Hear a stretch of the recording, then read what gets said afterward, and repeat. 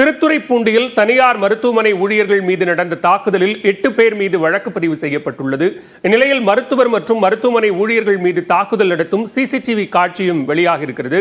அந்த காட்சிகளை பார்க்கலாம். கூடுதல் விவரங்களோடு இணைகிறார் செய்தியாளர் ராஜசேகர். விவரங்களை பதிவு செய்யலாம். என்ன காரணத்திற்காக இந்த தாக்குதல்? பாலவேல் தஞ்சாவூரை சேர்ந்த பாலச்சந்தர், அதே போன்று திருத்துறைப்பூண்டி உப்புக்குள தெருவை சேர்ந்த கிருஷ்ணவேணி, இவர் இந்த தம்பதியினருக்கு கடந்த 5ஆம் தேதி திருத்துறைப்பூண்டியில் உள்ள தனியார் மருத்துவமனையில் ஆண் குழந்தை ஒன்று பிறந்துள்ளது. இந்த நிலையில் குழந்தை பிறந்தவுடன் அவர்களுக்கு இதய பாதிப்பு இருந்ததாக மருத்துவர்கள் தெரிவித்திருக்கிறார்கள். இந்த நிலையில மீண்டும் உயர் மருத்துவ சிகிச்சைக்காக திருவாரூர் அரசு மருத்துவக் கல்லூரி மருத்துவமனைக்கு அந்த குழந்தை மாற்றப்பட்டிருக்கிறது. மீண்டும் அங்கிருந்து அந்த திருத்துறைப்பூண்டில் உள்ள தனியார் மருத்துவமனைக்கு அந்த குழந்தையை அழைத்து சென்று அவருடைய பெற்றோர்கள் சிகிச்சை அளித்து வந்திருக்கிறார்கள்.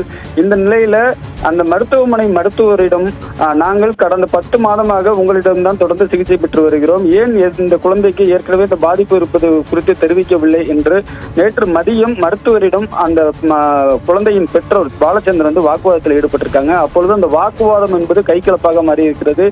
அப்பொழுது அந்த மருத்துவர் மற்றும் மருத்துவமனை ஊழியர்கள் மீது குழந்தையின் தந்தை பாலச்சந்தர் அவருடைய உறவினர்கள் தாக்குதலில் ஈடுபட்டிருக்காங்க. அந்த சிசிடிவி காட்சிகள் தான் தற்பொழுது வெளியாகி பரபரப்பை ஏற்படுத்தி இருக்கிறது. இந்த நிலையில மருத்துவமனை மருத்துவர் ராஜா திருத்துறைப்பூண்டி காவல் நிலையத்தில் கொடுத்த புகாரின் அடிப்படையில பாலச்சந்தர், ஹரன், அதே போன்று மாதவன், சுரேஷ்குமார், ரமேஷ், விஜயகுமார் உள்ளிட்ட 8 பேர் மீது வழக்கு பதிவு செய்து அவர்களை காவல்துறையினர் கைது செய்திருக்கிறார்கள். அவர்களை நீதிமன்றத்தில் ஆஜர்படுத்திய போது நீதிமன்ற பிணையிலே அவர்களை வெளியிட்டிருக்கிறார்கள்.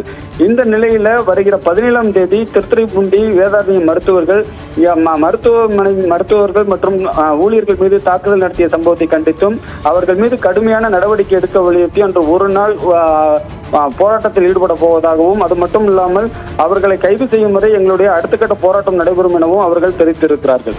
பாலவே, விவரங்களுக்கு நன்றி ராஜசேகர்.